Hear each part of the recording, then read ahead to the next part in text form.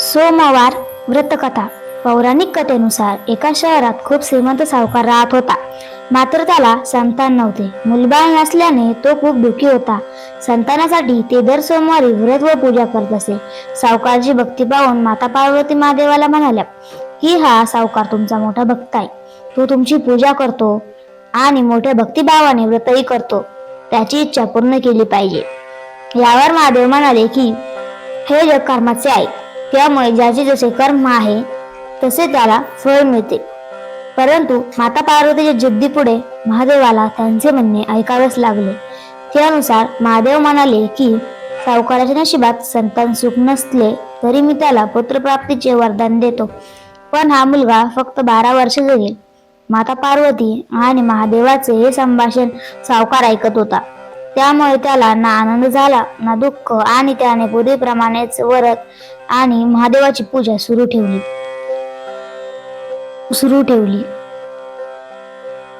काही महिन्यांनी सावकाराच्या पत्नीने एका गोंडस बाळाला जन्म दिला.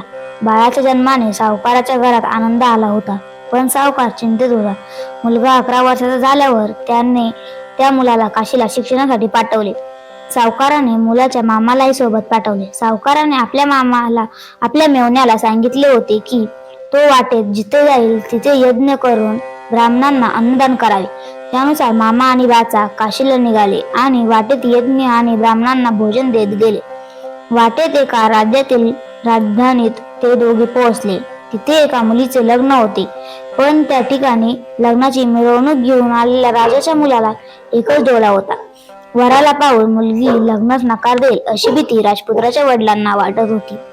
तेव्हा राजपुत्राच्या वडिलांची नजर सावकाराच्या मुलावर पडली आणि त्याने विचार केला की या मुलाला लग्नापर्यंत वर बनवूया आणि लग्नानंतर राजकुमारीला घेऊन जाऊया. त्यानुसार सावकाराच्या मुलाबरोबरचा राजकुमारीचा विवाह पार पडला.